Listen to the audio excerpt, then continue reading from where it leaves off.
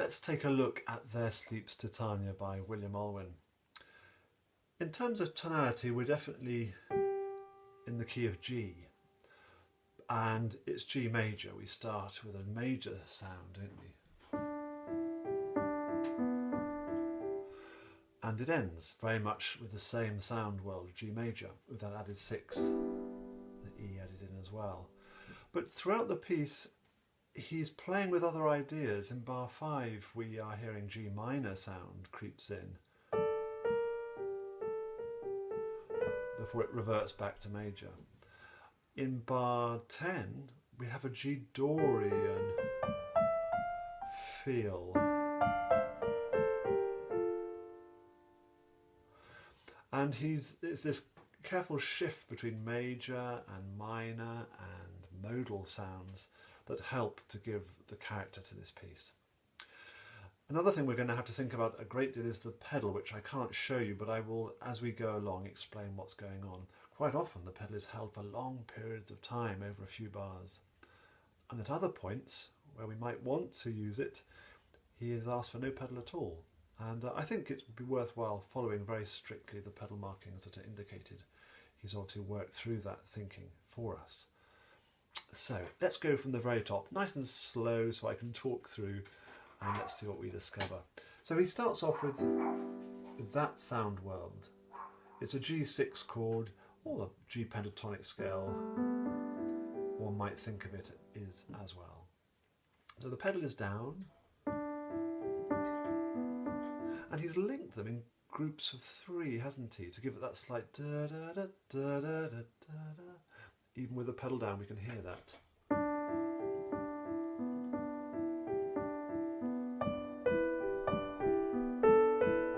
But the tune when it comes in, piano and dolce, is absolutely smooth.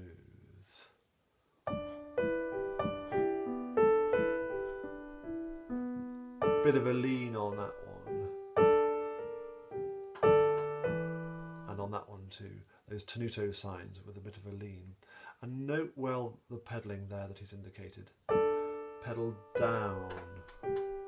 Pedal off has to come off there because we don't want to confuse between the G major and the G minor, which is why the pedalling in bar 5 needs to be carefully observed. And then off at the end of that bar, I guess that's to avoid too much of a fluff with all of those notes of the scale, before we're back into with the pedal down again. The same tune we've already heard kicking off the second time, it's going to come out one more time, isn't it?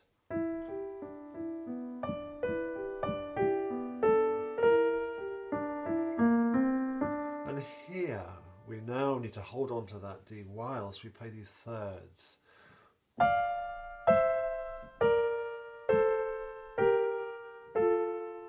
This is the G Dorian feel, and we need to make them as smooth as we can.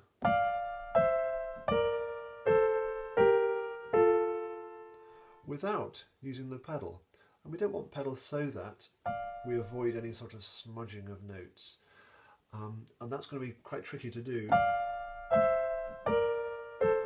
When you have to move there, it's as much a lateral movement, very fast, as it is a going over the thumb. It's a bit of both, I think.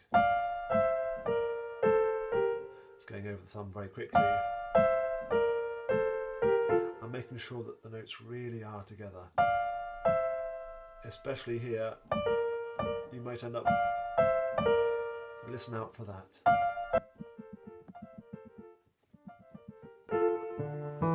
Slight swell there. Same sort of story here. No pedal at all. And it's dying away. And breaking. And then back into the original tempo. Pedals down. And these low notes, don't be afraid to give them lots of tone and lots of presence.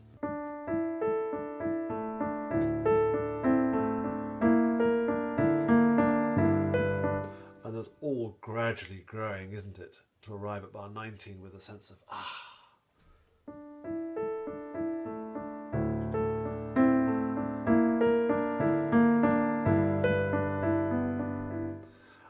picking out these notes. They're like bells chiming through the texture, I think.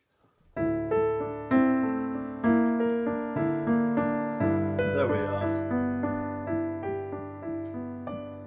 And the pedal is still on. You can still hear that chord throughout bar 19 and 20. And then for bar 21, clear it to lighten the texture.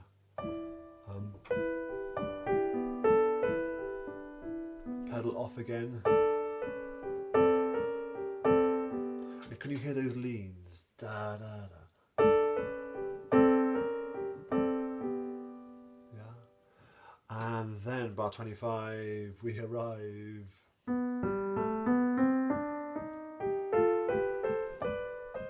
The same in reverse as we were doing before, and mine wasn't very good. This is the one to be careful. The third finger has to go all the way up to there in the blink of an eye with no pedal to help it. And it's got to die away as well.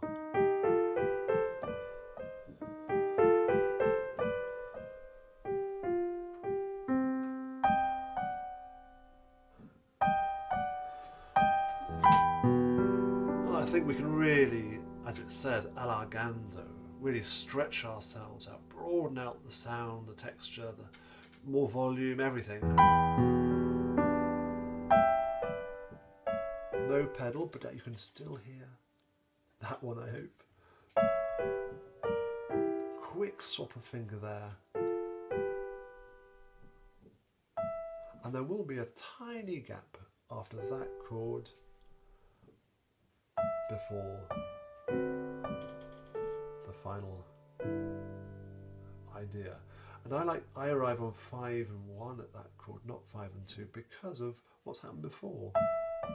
I think 2 on the B, although 3 would work as well.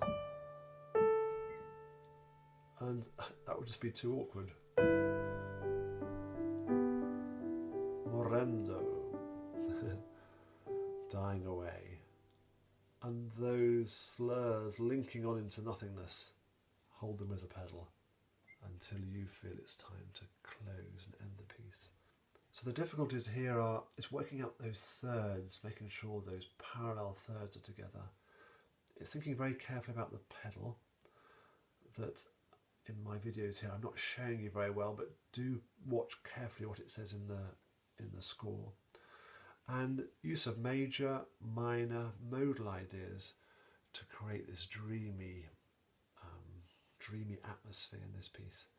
It's great fun to learn, lots in it. Bye bye for now.